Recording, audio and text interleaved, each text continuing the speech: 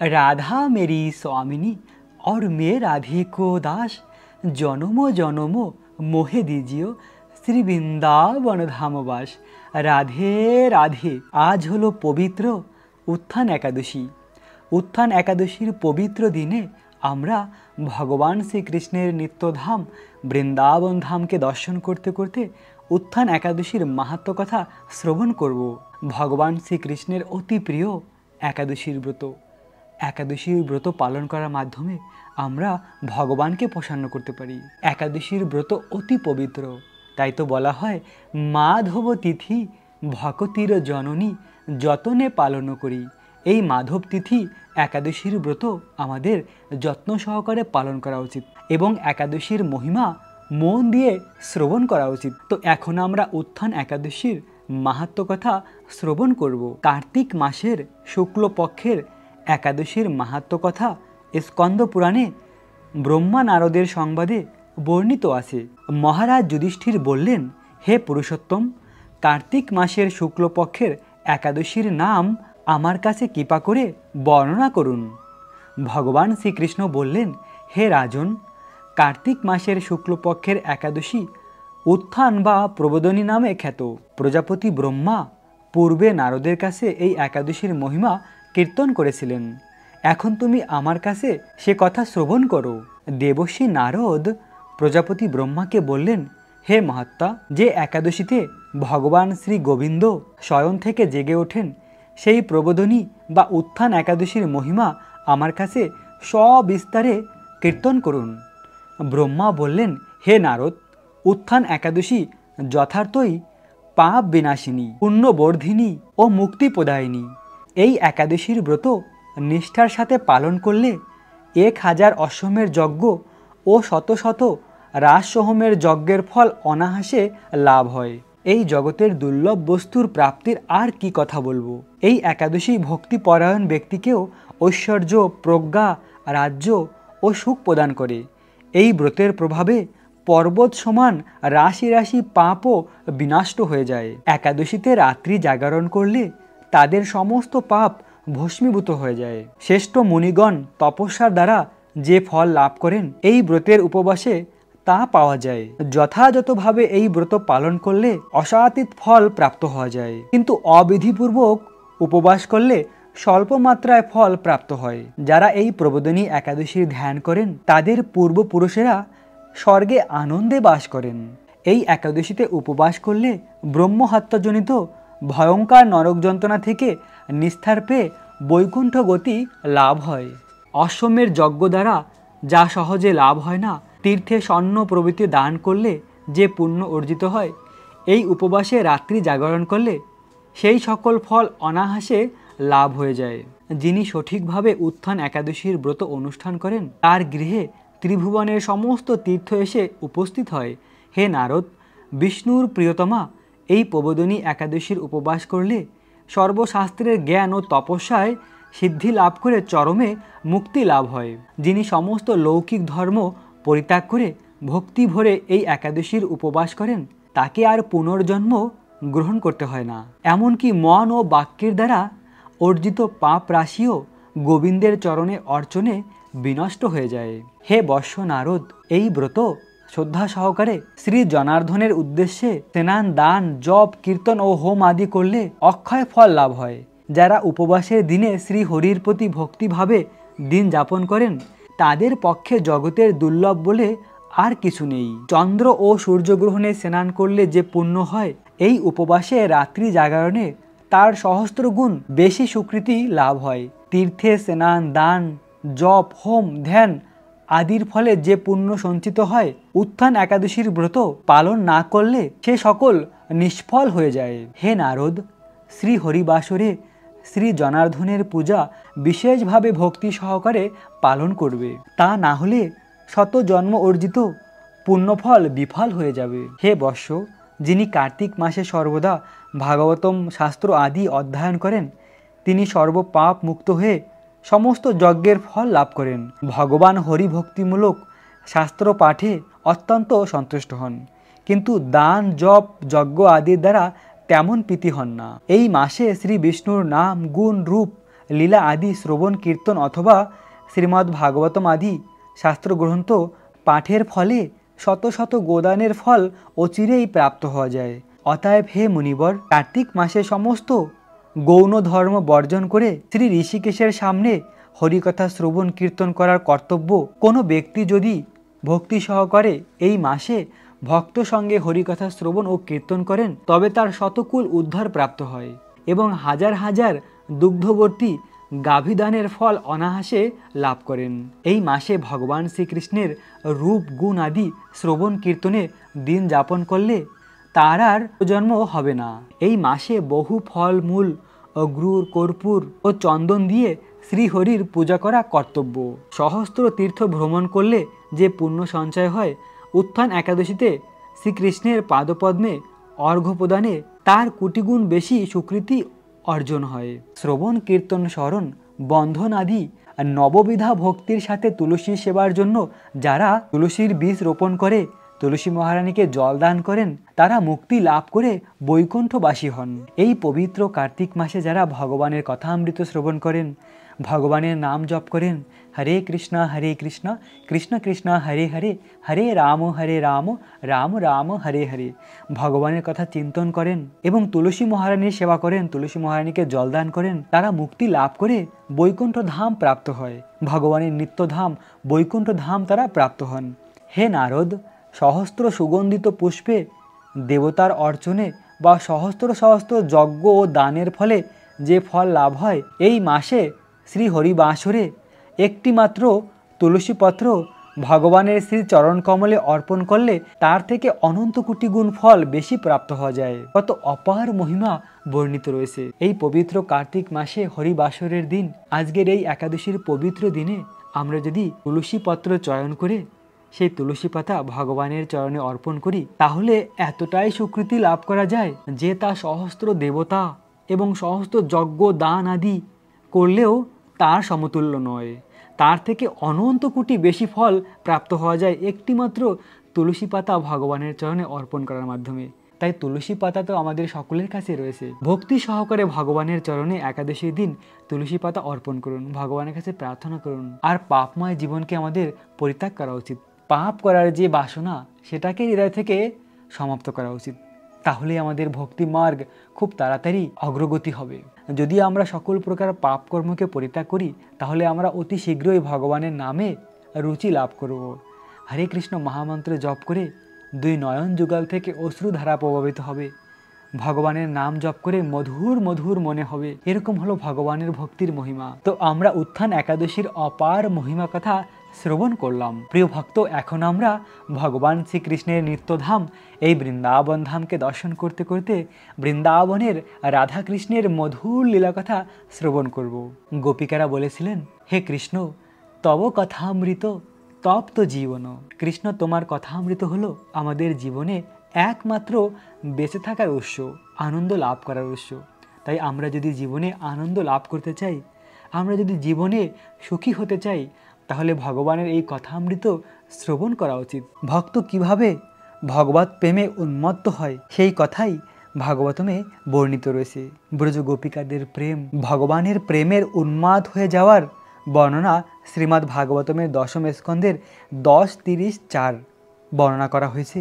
ব্রজ গোপিকারা বৃন্দাবনের বনে ভগবান শ্রীকৃষ্ণকে খুঁজছিলেন। তারা যখন উচ্চ স্বরে শ্রীকৃষ্ণের মহিমা কীর্তন করছিলেন, তারা জানতেন যে ভগবান শ্রীকৃষ্ণ এক স্থানে সীমিত নন, তিনি সর্বব্যাপ্ত। তিনি আকাশে রয়েছেন, তিনি জলের মধ্যে রয়েছেন, তিনি বায়ুতে রয়েছেন এবং অন্তর্যামী রূপে সকলের হৃদয়ে রয়েছেন। তাই গোপিকারা সমস্ত গাছেদের ও লতা গুল্মদের জিজ্ঞাসা করতে থাকলেন, পরমেশ্বর ভগবান কোথায় রয়েছে? এটি গোপিকাদের ভগবত প্রেমের একটি দৃষ্টান্ত। ভগবান শ্রীকৃষ্ণ যখন বৃন্দাবন থেকে মথুরায় চলে যান তখন শ্রীমতী রাধারানী তার কাছে বার্তা প্রেরণ করেন, কৃষ্ণর কাছে চিঠি লিখে পাঠান যে, হে কৃষ্ণ, তোমার মাতা ব্রজরানী তোমার বিরহে এতই কাতর হয়ে পড়েছে যে সমুদ্রের উপকূলে যেমন ফেনা দেখা যায় সেই রকম ফেনা তার মুখে দিয়ে বের হচ্ছে। কখনো কখনো তিনি সমুদ্রের ঢেউয়ের মতন তার বাহু উত্তোলন করেছেন, কখনো বা ভূমিতে লুটোপুটি খাচ্ছেন এবং প্রবলভাবে গর্জন করছেন, আবার কখনো বা শান্ত সমুদ্রের মতন সম্পূর্ণভাবে মৌনতা অবলম্বন করেছেন। ভগবান শ্রীকৃষ্ণের বিরহজনিত এই সমস্ত লক্ষণগুলোকে বলা হয় কৃষ্ণ প্রেমের মধুর দৃষ্টান্ত।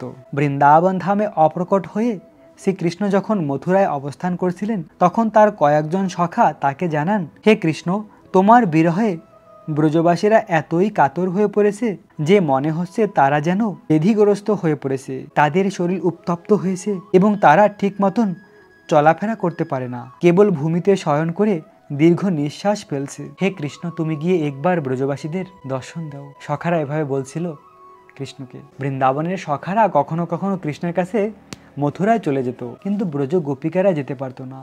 তারা কৃষ্ণের বিরহে কান্না করত ঘরে বসে বসে। একদিন শ্রীকৃষ্ণের বিরহ বেদনায় শ্রীমতী রাধারানী যখন অত্যন্ত ব্যথিত হয়েছিলেন, তিনি তখন তার কয়েকজন সখীসহ যমুনার তীরে গিয়েছিলেন। সেখানে তিনি অতি পরিচিত একটি কুটির দর্শন করলেন, যেখানে তিনি শ্রীকৃষ্ণের সঙ্গে নানা প্রকার দিব্য রস আস্বাদন করেছিলেন। সেই সমস্ত ঘটনার কথা স্মরণ হওয়ার ফলে তিনি তৎক্ষণাৎ অত্যন্ত বিহ্বল হয়ে পড়েছিলেন।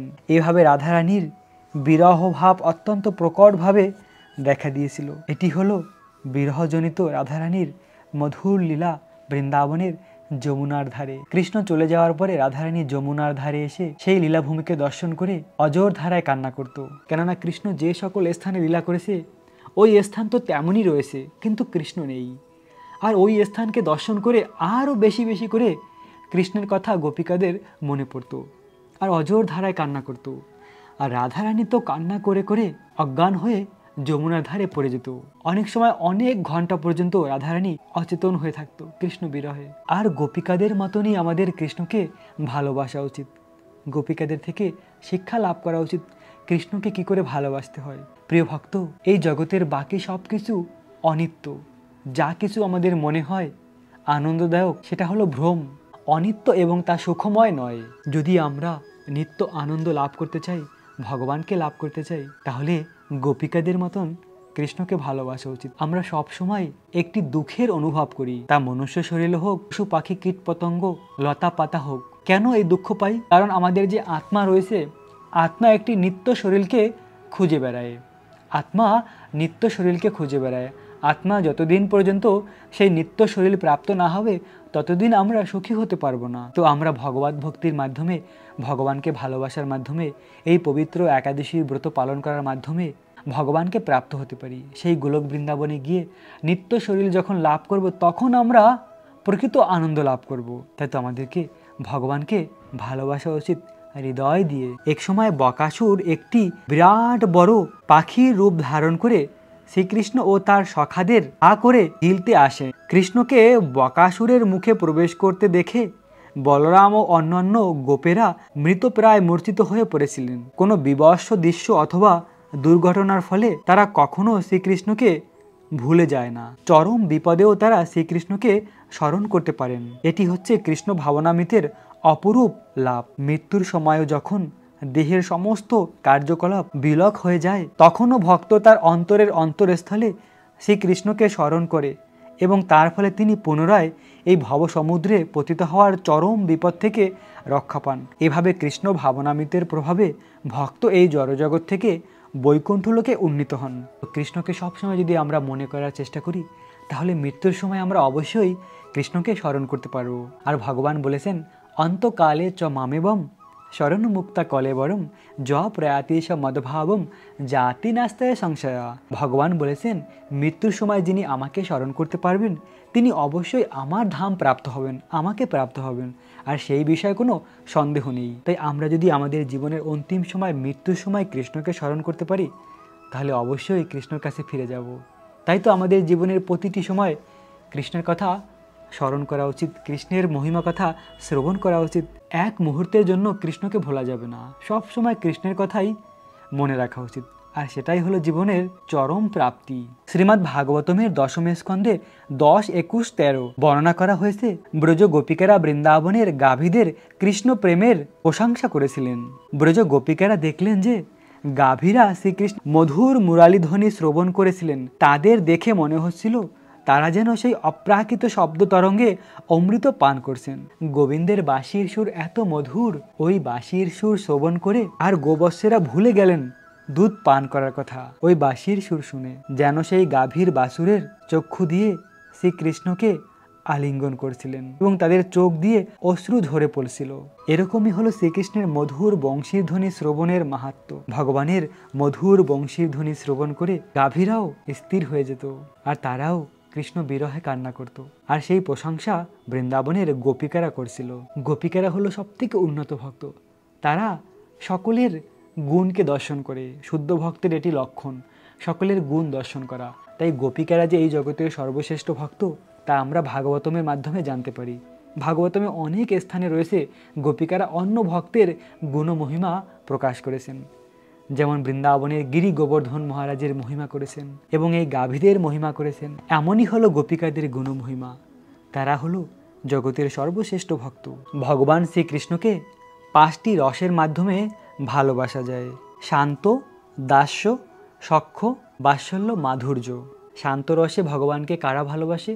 না বিভিন্ন বৃক্ষ, তরুলতা এবং বিভিন্ন ভগবানের পূজায় ব্যবহার করা বস্তু, তারা হলো শান্ত রসে ভগবানকে ভালোবাসে। ভগবানের ধামে যে গাভী রয়েছে, হরিণ রয়েছে, পশু পাখি, ময়ূর রয়েছে, তারা সকলে ভগবানকে শান্ত রসে ভালোবাসে, শান্ত রসের ভক্ত।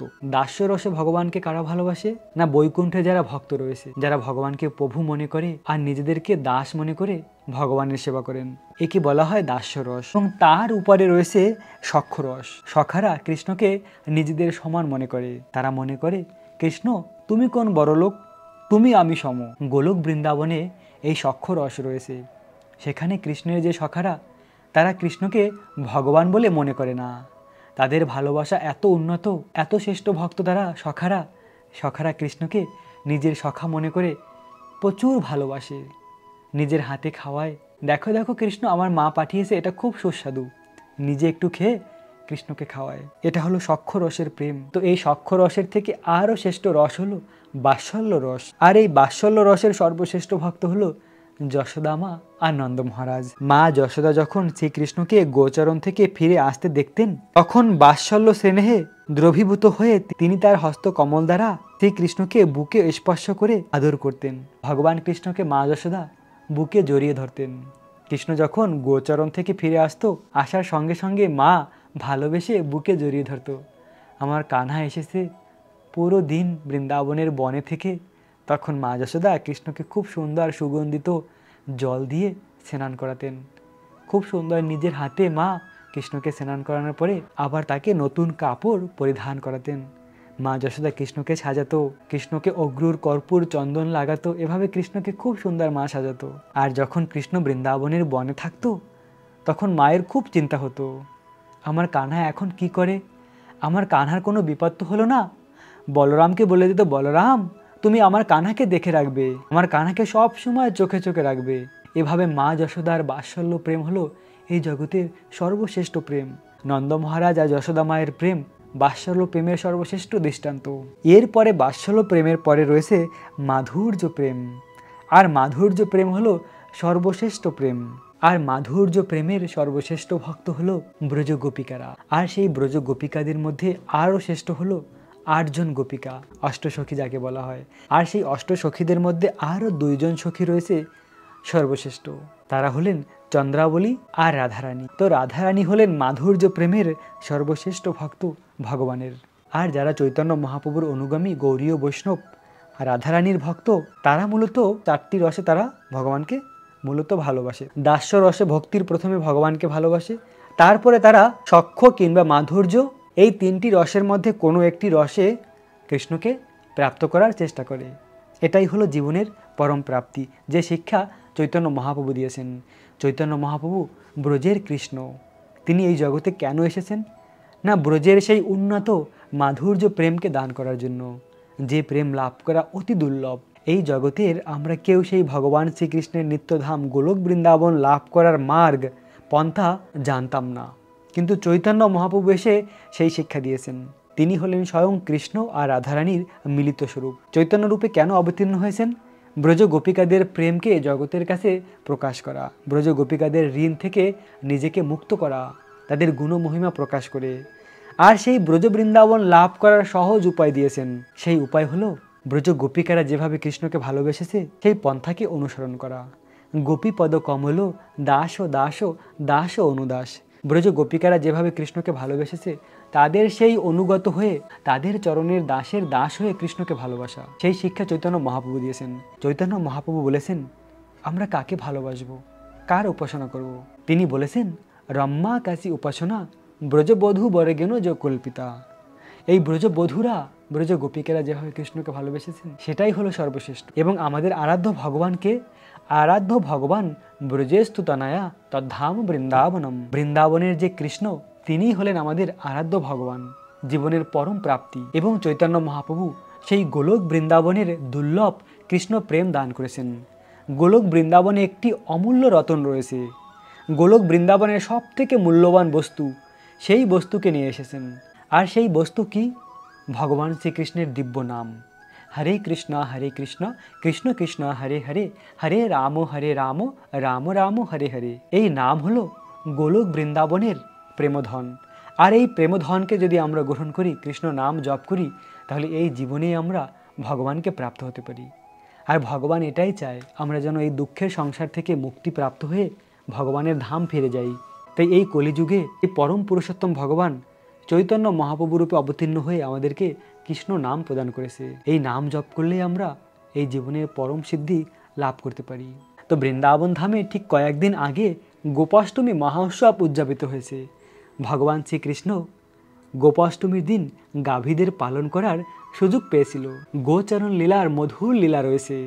তো গোবিন্দ যখন 5 বছরে পূর্ণ হয় তখন কৃষ্ণ গাভীদের পালন করার সুযোগ পেয়েছিল। কিন্তু প্রথমে যশোদা মা নন্দ মহারাজ রাজি হয় না। কৃষ্ণকে তারা ভাবে আমার কানা খুব ছোট, কৃষ্ণ গাভীদের নিয়ে কিভাবে সেই গভীর অরণ্যে যাবে, তাই তারা রাজি হয়নি। তো ভগবান কৃষ্ণ আর বলরাম বারবার যশোদা মা আর নন্দ মহারাজের কাছে এসে বলতো আমরা এখন অনেক বড় হয়েছি, গাভীদের পালন করতে যাব। কিন্তু নন্দ মহারাজ বলতো না, এখন না, পরে। এভাবে অনেক চেষ্টা করেও কৃষ্ণ কোনোভাবে রাজি করাতে পারছিল না। তো একদিন কৃষ্ণ নন্দ মহারাজকে অনেকভাবে বলার পরে নন্দ মহারাজ বলল এভাবে তোমরা গাভীদের পালন করতে পারবে না, আগে একটি শুভ দিন দেখবো। আর সেই শুভ সময় যখন আসবে, শাণ্ডিল্য ঋষি যখন বলবে সেই শুভ সময়, তখন তোমরা গাভীদের পালন করার জন্য গোচরণের অনুমতি পাবে। তো কৃষ্ণ এতবার বলার পরে তো নন্দ মহারাজ বলল ঠিক আছে, আগামীকাল শাণ্ডিল্য ঋষিকে ডাকবো, তিনি যে মুহূর্ত যে সময় বলবে তখনই তোমরা গাভীদের পালন করতে পারবে। তো কৃষ্ণ মনে মনে ভাবলো যদি ঋষি বলে দেয় এখন শুভ সময় নেই, তাহলে তো আমি গোচরণ করতে বনে যেতে পারবো না। আর কৃষ্ণের খুব ইচ্ছা গাভীদের নিয়ে বৃন্দাবনের অরণ্যে যেতে। তো কৃষ্ণ সেই রাতেই গিয়ে শাণ্ডিল্য ঋষিকে বলল কালকে আমার পিতা তোমাকে ডাকবে, তুমি বলবে যে আগামীকালই শুভ দিন রয়েছে। আর শাণ্ডিল্য ঋষি তো জানে যে পরম পুরুষোত্তম ভগবান শ্রীকৃষ্ণ, কৃষ্ণ যে অনন্ত কোটি ব্রহ্মাণ্ডের মালিক, স্বয়ং ভগবান, সেটা তিনি জানে। পরের দিন সকালে ঋষিকে ডেকে নন্দ মহারাজ বলল আমার পুত্র গাভীকে পালন করার জন্য যেতে চায়, তো আপনি একটি শুভ দিনকে দেখুন। শাণ্ডিল্য ঋষি বলল আগামীকালই সেই শুভ দিন রয়েছে। নন্দ মহারাজ বলল না না, এমনটি নয়, আগামী 2 বছর 3 বছর পরে কিংবা 5 বছর পরে যদি কোনো তিথি থাকে সেই কথা বলুন। কারণ নন্দ মহারাজ চাচ্ছিল না এখনই কৃষ্ণ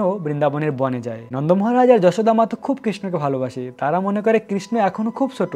তো শাণ্ডিল্য ঋষি তো মনে পড়লো আগের দিন রাতে কৃষ্ণ তাকে কি বলেছে। ঋষি বলল না না, আগামী কালকেই শুভ দিন রয়েছে, কালকে যদি গোপ পূজা না হয়, গোচরণ লীলা শুরু না হয়, তাহলে আগামী 20 বছরের মধ্যে আর কোনো দিন নেই। তখন ঋষিবর আরো বলল আগামী কালকেই গোপ পূজা করে কৃষ্ণ আর বলরামকে গাভীদের পালন করার অনুমতি দিতে হবে, না হলে সেই 20 বছরে আর কোনো দিন থাকবে না। তখন নন্দ মহারাজ ওই দিনই সমস্ত ব্রজবাসীদের ডেকে সমস্ত আয়োজন করেছিল। দীপাবলির ঠিক 8 দিন পরে এই গোপাষ্টমী লীলা হয়েছিল বৃন্দাবনে। আর সেই দীপাবলির থেকেও আরো অনেক বৃহৎ রূপে এই গোপাষ্টমী লীলা উদযাপিত করেছিল নন্দ মহারাজ। সমস্ত ব্রজবাসীদের ডেকে সেই রাতেই সবকিছু আয়োজন করেছিল। কেন না, আগামীকাল তার কৃষ্ণ প্রথমবারের মতন গাভীদের পালন করতে যাবে, গোচরণ লীলা শুরু হবে। ওই রাতে সবকিছু আয়োজন করে পরের দিন সকালে গোপাষ্টমীর দিন আয়োজন করেছিল গোপ পূজার। সেই গোপ পূজা অনুষ্ঠিত হয়েছিল এবং কৃষ্ণ গাভীদের নিয়ে বৃন্দাবনের অরণ্যে গিয়েছিল। এত মধুর লীলা ভগবান শ্রীকৃষ্ণের। আর গোপাষ্টমীর ওই দিন রাধারানী আর গোপিকাদের চরণ দর্শন করা যায়। কেননা কৃষ্ণ আর সখারা যখন গাভীদের নিয়ে বৃন্দাবনের অরণ্যে যায় তখন গোপিকাদেরও মনে খুব ইচ্ছা হয় কৃষ্ণের সঙ্গে যাওয়ার জন্য, কিন্তু কিভাবে যাবে, তারা তো নারী।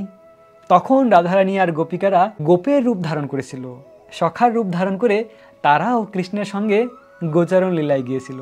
তাই তো গোপাষ্টমীর দিন রাধারানী আর গোপিকারা ধুতি কুর্তা পরে। তাই বৃন্দাবন আর মায়াপুরে ওই দিন রাধারানীর চরণ দর্শন করা যায়, কেননা বৃন্দাবনে ওই দিন রাধারানীর চরণ দর্শন করা গিয়েছিল। আর এই গোচারণ লীলা করে বিকেলবেলা সূর্য ডোবার আগে যখন কৃষ্ণ ঘরে ফিরে আসে নন্দভবনে, ওই সময়টিকে বলা হয় গোধূলির সময়। আর শাস্ত্রে বর্ণিত রয়েছে এই গোধূলির সময় অতি পবিত্র, যা কিছু করা হয় ওই সময় সব কিছু শুভ হয়।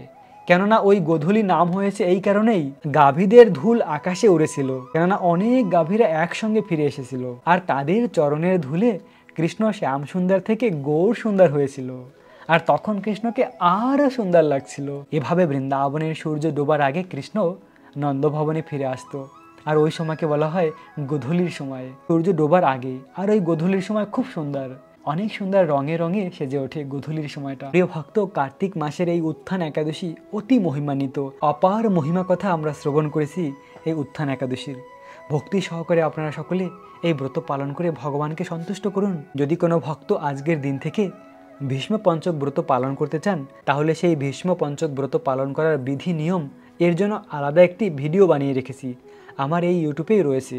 এই ভিডিওর আগের ভিডিওই আমি ভীষ্ম পঞ্চকের ভিডিও আপলোড করেছিলাম। ওই ভিডিও দেখে আপনারা নিয়ম আর বিধিকে জানতে পারেন যে কিভাবে ভীষ্ম পঞ্চক ব্রত পালন করতে হয়। তো এখন আমরা উত্থান একাদশীর পরের দিন সকালের পারণের সময়সীমা জেনে নেব। পশ্চিমবঙ্গের পারণের সময় সকাল 5টা 48 থেকে 9টা 27-এর মধ্যে। দিল্লির পারণের সময় সকাল 6টা 34 থেকে 10টা 14-এর মধ্যে। বৃন্দাবনের পারণের সময় সকাল 6টা 31 থেকে 10টা 12-এর মধ্যে। উত্তরপ্রদেশের পারণের সময় সকাল 6টা 18 থেকে 9টা 59-এর মধ্যে। মুম্বাই মহারাষ্ট্রের পারণের সময় সকাল 6টা 39 থেকে 10টা 27-এর মধ্যে। পুনে মহারাষ্ট্রের পারণের সময় সকাল 6টা 35 থেকে 10টা 23-এর মধ্যে। নাগপুর মহারাষ্ট্রের পারণের সময় সকাল 6টা 17 থেকে 10টা 3-এর মধ্যে। চেন্নাই তামিলনাড়ুর পারণের সময় সকাল 6টা 3 থেকে 9টা 55-এর মধ্যে। ভুবনেশ্বর উড়িষ্যার পারণের সময় সকাল 5টা 49 থেকে 9টা 36-এর মধ্যে। ঝাড়খণ্ডের পারণের সময় সকাল 5টা 54 থেকে 9টা 39-এর মধ্যে। বিহারের পারণের সময় সকাল 5টা 56 থেকে 9টা 39-এর মধ্যে। ছত্তিশগড়ের পারণের সময় সকাল 6টা 6 থেকে 9টা 52-এর মধ্যে। শিলং মেঘালয়ের পারণের সময় সকাল 5টা 31 থেকে 9টা 14-এর মধ্যে। গুয়াহাটি আসামের পারণের সময় সকাল 5টা 33 থেকে 9টা 15-এর মধ্যে। আগরতলা ত্রিপুরার পারণের সময় সকাল 5টা 31 থেকে 9টা 16-এর মধ্যে। মিজোরামের পারণের সময় সকাল 5টা 24 থেকে 9টা 8-এর মধ্যে। মণিপুরের পারণের সময় সকাল 5টা 22 থেকে 9টা 5-এর মধ্যে। নাগাল্যান্ডের পারণের সময় সকাল 5টা 21 থেকে 9টা 4-এর মধ্যে। অরুণাচল প্রদেশের পারণের সময় সকাল 5টা 27 থেকে 9টা 9-এর মধ্যে। সিকিমের পারণের সময় সকাল 5টা 48 থেকে 9টা 28-এর মধ্যে। উত্তরপ্রদেশের পারণের সময় সকাল 6টা 28 থেকে 10টা 7-এর মধ্যে। হিমাচল প্রদেশের পারণের সময় সকাল 6টা 39 থেকে 10টা 15-এর মধ্যে। পাঞ্জাবের পারণের সময় সকাল 6টা 44 থেকে 9টা 22-এর মধ্যে। হরিয়ানার পারণের সময় সকাল 6টা 38 থেকে 10টা 18-এর মধ্যে। রাজস্থানের পারণের সময় সকাল 6টা 45 থেকে 10টা 27-এর মধ্যে। গুজরাটের পারণের সময় সকাল 6টা 49 থেকে 10টা 33-এর মধ্যে। মধ্যপ্রদেশের পারণের সময় সকাল 6টা 22 থেকে 10টা 7-এর মধ্যে। হায়দ্রাবাদ তেলেঙ্গানার পারণের সময় সকাল 6টা 15 থেকে 10টা 4-এর মধ্যে। বিশাখাপত্তনম অন্ধ্রপ্রদেশের পারণের সময় সকাল 5টা 56 থেকে 9টা 46-এর মধ্যে। গোয়ার পারণের সময় সকাল 6টা 30 থেকে 10টা 21-এর মধ্যে। ব্যাঙ্গালোর কর্ণাটকের পারণের সময় সকাল 6টা 13 থেকে 10টা 6-এর মধ্যে। কেরালার পারণের সময় সকাল 6টা 15 থেকে 10টা 10-এর মধ্যে। জম্মু কাশ্মীরের পারণের সময় সকাল 6টা 48 থেকে 10টা 24-এর মধ্যে। আন্দামান নিকোবরের পারণের সময় সকাল 5টা 12 থেকে 9টা 5-এর মধ্যে। বাংলাদেশের পারণের সময় সকাল 6টা 13 থেকে 9টা 43-এর মধ্যে। নেপালের পারণের সময় সকাল 6টা 15 থেকে 9টা 56-এর মধ্যে। ভুটানের পারণের সময় সকাল 6টা 13 থেকে 9টা 54-এর মধ্যে। শ্রীলঙ্কার পারণের সময় সকাল 5টা 58 থেকে 9টা 55-এর মধ্যে। মালদ্বীপের পারণের সময় সকাল 5টা 50 থেকে 9টা 49-এর মধ্যে।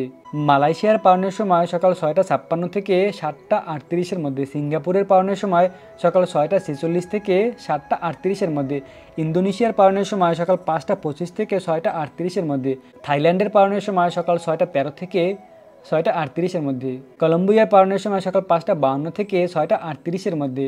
অস্ট্রেলিয়ার পালনের সময় সকাল 5:58 থেকে 10:31-এর মধ্যে, নিউজিল্যান্ডের পালনের সময় সকাল 6:05 থেকে 10:44-এর মধ্যে, দুবাই আবুধাবির পালনের সময় সকাল 6:30 থেকে 10:10-এর মধ্যে, সৌদি আরবের পালনের সময় সকাল 6:01 থেকে 9:44-এর মধ্যে, বাহরাইনের পালনের সময় সকাল 5:47 থেকে 9:30-এর মধ্যে, কুয়েতের পালনের সময় সকাল 6:02 থেকে 9:31-এর মধ্যে, কাতারের পালনের সময় সকাল 5:42 থেকে 9:25-এর মধ্যে, ওমানের পালনের সময় সকাল 6:13 থেকে 9:57-এর মধ্যে, জর্ডানের পালনের সময় সকাল 5:54 থেকে 9:31-এর মধ্যে, রাশিয়ার পালনের সময় সকাল 7:40 থেকে 10:31-এর মধ্যে। এই ছিল পৃথিবীর অনেক স্থানের পালনের সময়সীমা। এই সময় মতন পালন করে একাদশীর ব্রতকে সম্পূর্ণ করুন। প্রিয় ভক্ত, যদি আপনাদের কারো কোনো শারীরিক সমস্যা থাকে, কোনো রকমের ব্যাধি থাকে, যে কোনো ধরনের রোগ হোক না কেন, সকল প্রকার রোগের চিকিৎসা রয়েছে। আমি হোমিওপ্যাথি মেডিসিনের প্র্যাকটিস করি। ভারতের সকল স্থানে কুরিয়ারের মাধ্যমে মেডিসিন পৌঁছানোর ব্যবস্থা করি। যদি আপনাদের কারো কোনো শারীরিক সমস্যা থাকে, তাহলে হোমিওপ্যাথি চিকিৎসা নিয়ে সুস্থ হতে পারেন। হোমিওপ্যাথি চিকিৎসা সঠিকভাবে যদি হয়, তাহলে অনেক অনেক জটিল জটিল রোগ থেকে মুক্ত হওয়া যায়। যে সকল ভক্তদের সমস্যা রয়েছে, আমার এই নাম্বারে যোগাযোগ করুন, কথা বলুন কি সমস্যা, আপনাদের বাড়িতে ওষুধ পাঠানোর ব্যবস্থা করব। আর হোমিওপ্যাথি চিকিৎসার মাধ্যমে রোগকে নির্মূল করা যায়। তো রোগমুক্ত হলে আমরা আরও বেশি করে ভগবানের ভক্তি করে ভগবানকে প্রসন্ন করতে পারবো। রোগমুক্ত হলে আমরা ভগবানকে আরও সুন্দরভাবে ভক্তি করতে পারবো, ভালোবাসতে পারবো। তাই আপনারা যোগাযোগ করুন, আমি আপনাদের ওষুধ পাঠানোর ব্যবস্থা করব। প্রিয় ভক্ত, আপনাদের সকলকে উত্থান একাদশীর অনেক অনেক শুভেচ্ছা, অভিনন্দন।